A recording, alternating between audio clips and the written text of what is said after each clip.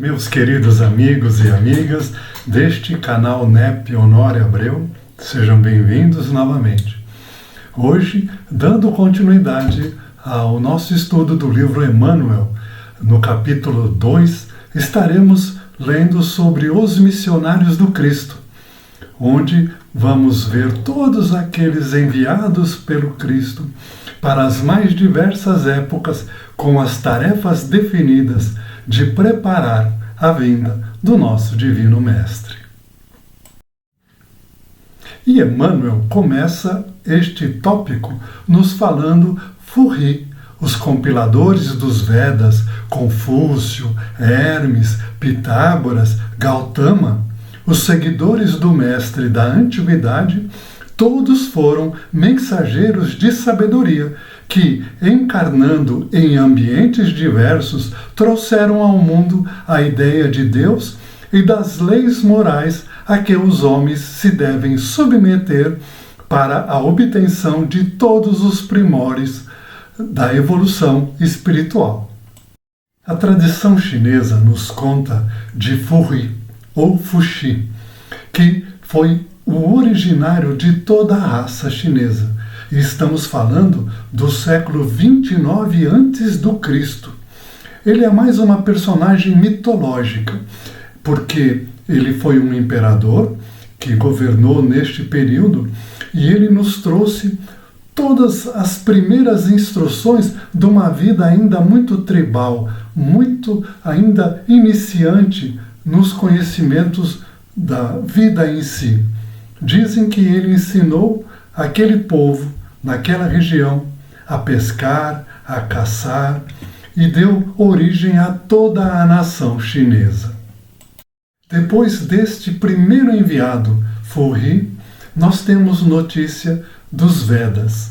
Vedas são textos sagrados do hinduísmo, que data de aproximadamente 1500 a 1200 a.C., e foi escrita em sânscrito, uma língua já morta, que já não se usa mais.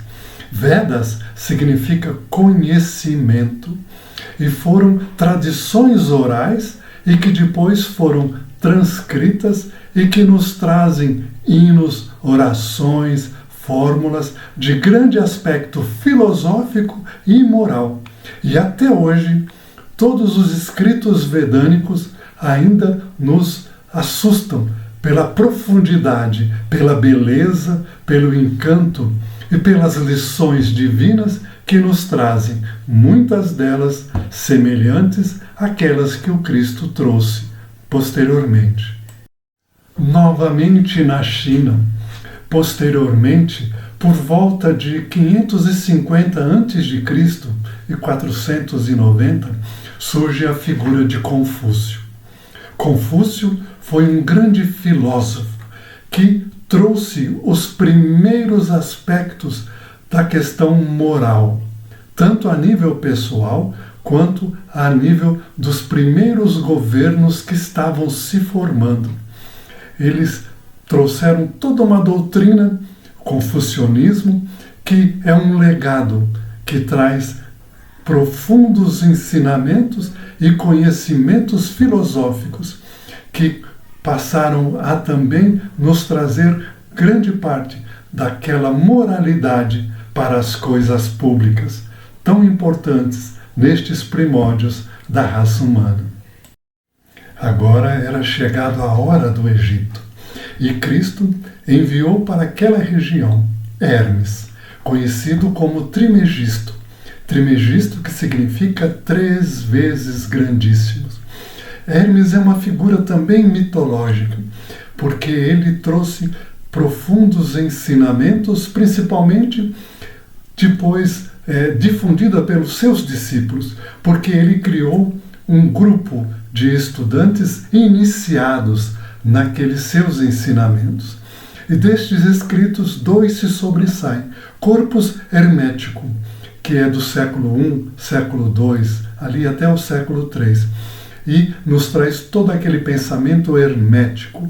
É uma obra profundamente importante e que provavelmente Moisés teve conhecimento e que também influenciou o cristianismo. Um outro livro importantíssimo é o Caibalion. No Caibalion, os seus discípulos descrevem várias leis. A lei do mentalismo, de que tudo é mente. A lei de correspondência. O que está embaixo também está em cima, assim como o que está em cima também está embaixo. A lei de vibração. A lei da polaridade. A lei do ritmo. A lei do gênero. E, principalmente, a lei de causa e efeito. Agora era chegada a hora da Grécia. E Pitágoras. Pitágoras, que é de 570 a 495 a.C. E Pitágoras, nas suas viagens, esteve no Egito e tomou conhecimento de todos os ensinamentos de Hermes. E assim Pitágoras, retornando para a Grécia, fundou também um grupo de iniciados, aonde ele procurou transmitir todo o conhecimento que ele obteve do hermetismo. E Pitágoras descobriu nos números, porque era matemático, o fundamento de todo o universo. Ele dizia que o universo é a harmonia, e a harmonia só era obtida através dos números. E foi Pitágoras que deu o nome de cosmos. Cosmos significava equilíbrio, harmonia, que era aquela observação que ele fazia do mundo lá fora. Finalmente, na região do Nepal, nós temos a figura notória, por volta de 563, 480 a.C., na região do Nepal, Siddhartha Gautama, Buda, de origem nobre, príncipe, com todo o conforto daquela proteção para os príncipes. Ele abdicou de todo este conforto para entrar em contato com a natureza e viver de maneira contemplativa e de maneira muito profunda, buscando o seu íntimo. E das suas observações, do seu pensamento, ele trouxe o caminho do despertar, da iluminação, podendo assim dizer que ele trouxe fundamentos importantíssimos do budismo, religião sagrada para toda aquela região do Nepal, do Japão, da China e países ali cerca daquela área, e que até hoje nos traz grandes ensinamentos, muitos dos quais, mais uma vez. E Emmanuel prossegue neste episódio. Todos foram mensageiros daquele que era o Verbo do princípio, emissários da sua doutrina de amor, em afinidade com as características da civilização e dos costumes de cada povo. Cada um deles foi portador de uma expressão do amai-vos uns aos outros. E assim, meus amigos, Cristo, na sua infinita sabedoria, procurou criar polos, pontos de luz em várias partes do mundo antigo, através da passagem do tempo, conforme a capacidade de entendimento daqueles povos iam progredindo, os seus mensageiros eram enviados. A princípio, sempre procurando transmitir a grupos fechados, a pequenos grupos de iniciados, porque ainda não havia maturidade suficiente da raça humana para que todos pudessem absorver profundamente todos estes ensinamentos. Mas, gradualmente, a grande verdade passava a ser revelada para toda a humanidade.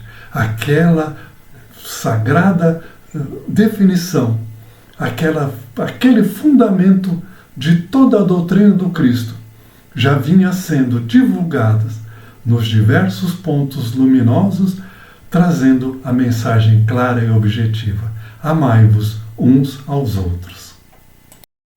E Emmanuel finaliza esse tópico nos informando compelidos, em razão do obscurantismo dos tempos, a revestir seus pensamentos com os véus misteriosos do simbolismo, como os que se conheciam dentro dos rigores iniciáticos, foram os missionários do Cristo, preparadores dos seus gloriosos caminhos. E assim, foram estes mensageiros que começaram a criar as bases fundamentais que iriam possibilitar a vinda do Cristo no futuro, trazendo para todos aquilo que estes emissários traziam para pequenos grupos, que se tornavam divulgadores destes conceitos para outros pequenos grupos, fazendo com que gradativamente a verdade fosse revelada. Estes grupos todos eram politeístas, porém, nos seus mais secretos ensinos, todos eles divulgavam que havia um Deus único. Por isso que lá na Grécia, quando Paulo esteve em Atenas, havia lá, naquele templo onde ele esteve, uma figura do Deus desconhecido, que nada mais era do que o Deus único. No Egito, apesar de tantos deuses, aqueles pequenos núcleos sabiam que havia um só Deus, superior a todos estes deuses inferiores.